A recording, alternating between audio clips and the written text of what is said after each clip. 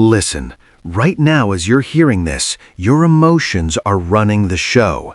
They're making decisions for you, choosing what you eat, what you say, who you talk to, and whether you're going to take action or stay frozen in place. And here's the uncomfortable truth. Most people go their entire lives never realizing they're being controlled by invisible forces they never learned to master. But what if I told you that you don't have to be a slave to your emotions? What if you could actually beat them at their own game? Now, before we go any further, let's get something straight.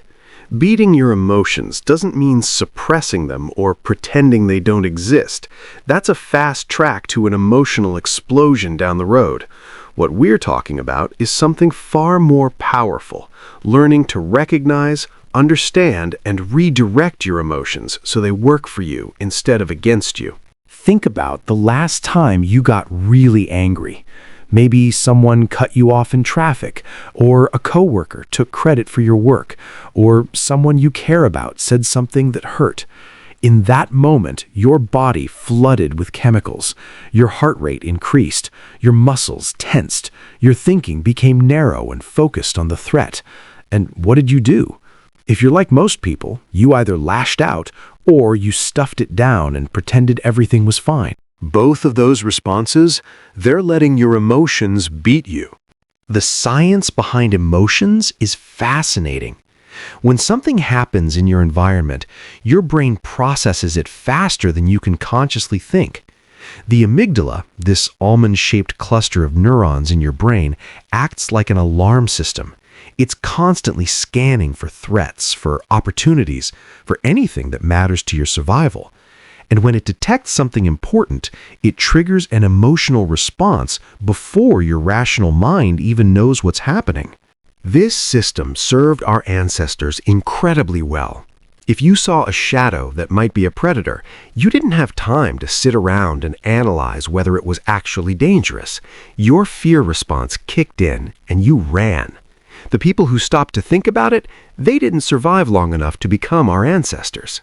But here's the problem. We're not running from predators anymore. We're sitting in office meetings, scrolling through social media, navigating complex relationships, and trying to build meaningful lives.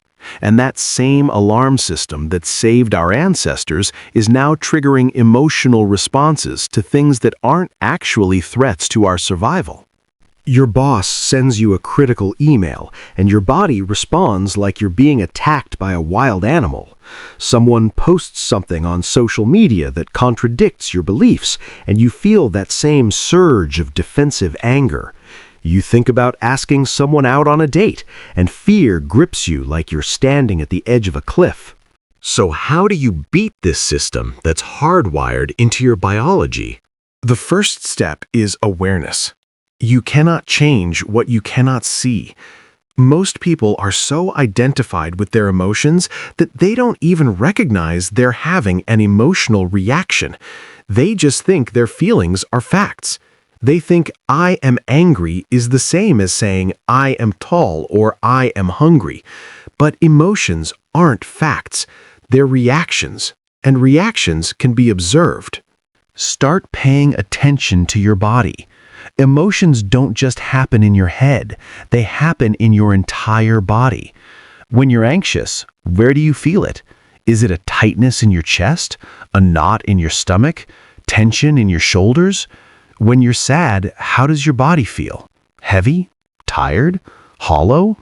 By learning to recognize the physical sensations of emotions, you create a gap between the trigger and your response.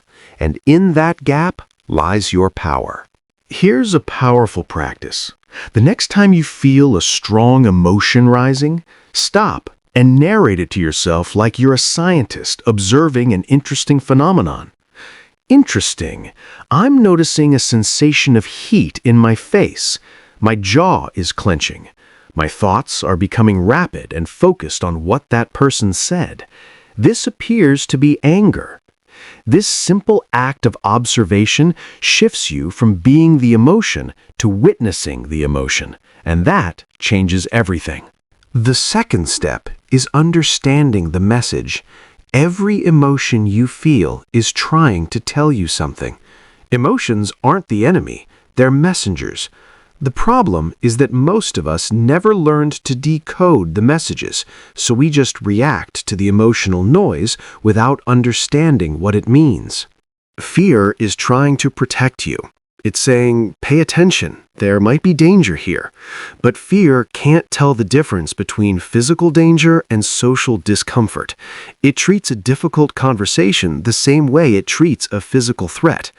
Your job is to thank fear for the warning, then use your rational mind to assess whether the danger is real. Anger is telling you that a boundary has been crossed or that something important to you is being threatened. It's activating energy in your body to help you fight back.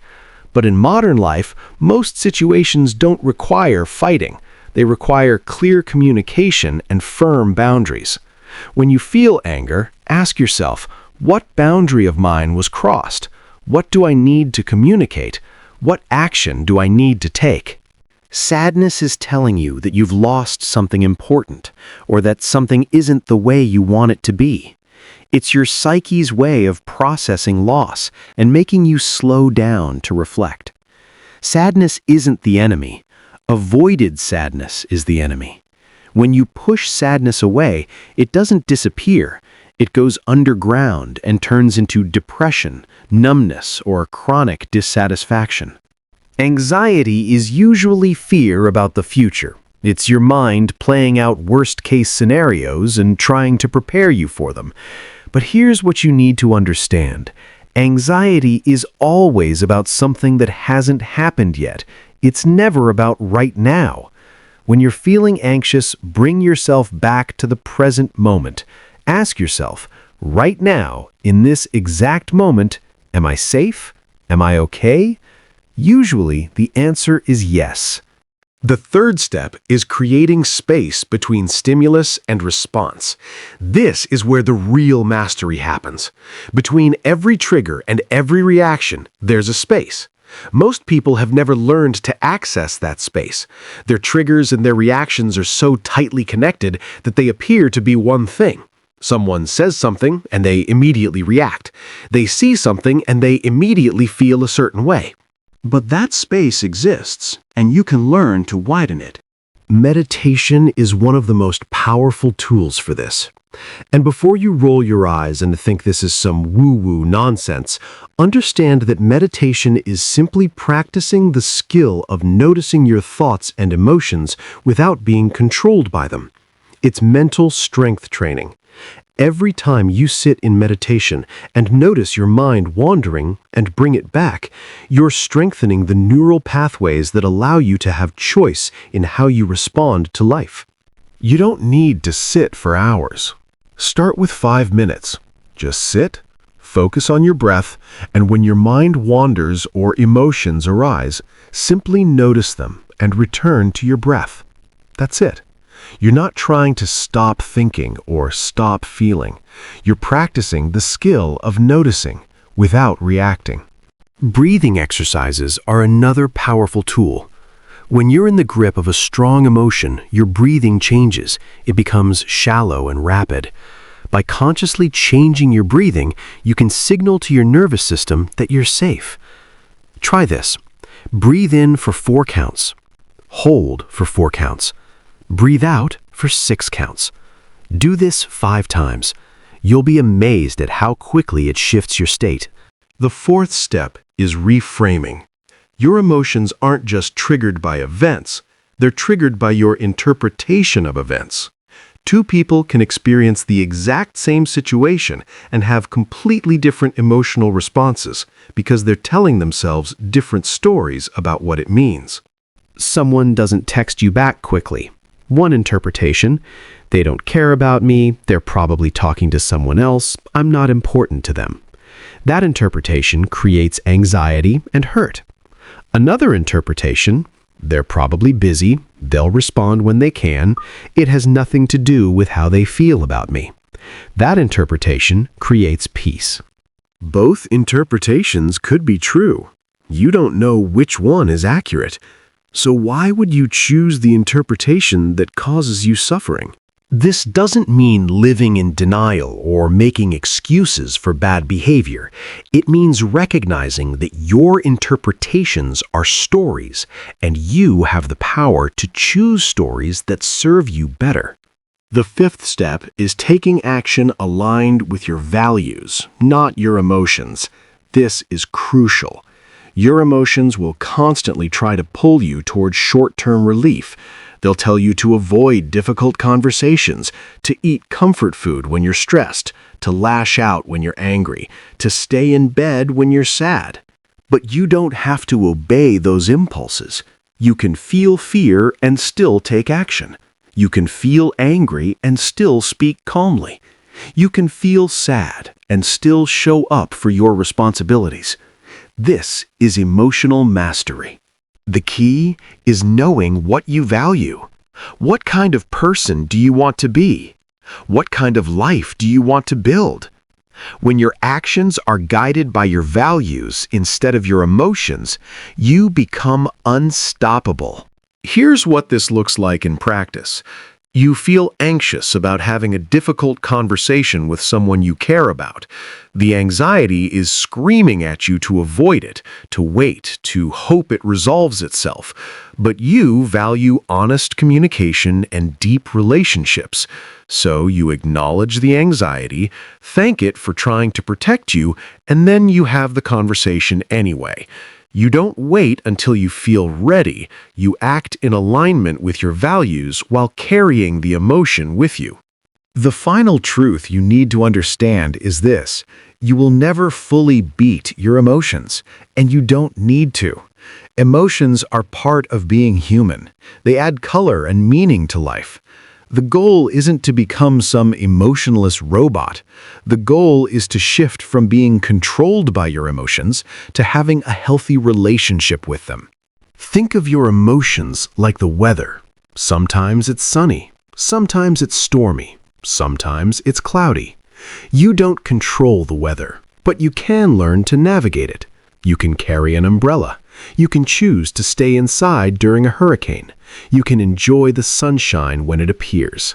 Your emotions are the same. They'll come and go like weather patterns. Some days you'll feel great. Some days you'll feel terrible. But underneath all of those changing emotional states, there's a you that remains constant. There's an observer, a consciousness, an essential self that exists independent of whatever emotions are passing through. When you realize this, everything changes. You stop thinking, I am angry, and start thinking, I am experiencing anger. You stop thinking, I am depressed, and start thinking, I am noticing feelings of depression. This shift in language might seem small, but it's profound. It reminds you that you are not your emotions. You are the space in which emotions arise and pass away. So start today.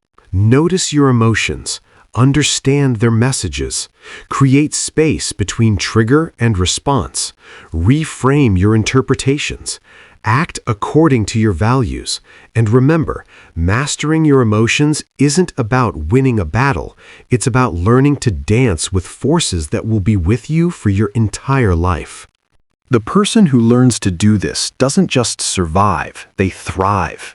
They build the relationships they want, they take the risks that matter, they create lives of meaning and purpose, not because they never feel fear or doubt or anger or sadness, but because they've learned that those emotions don't have to be in the driver's seat. You have that power right now. The question is, are you going to use it?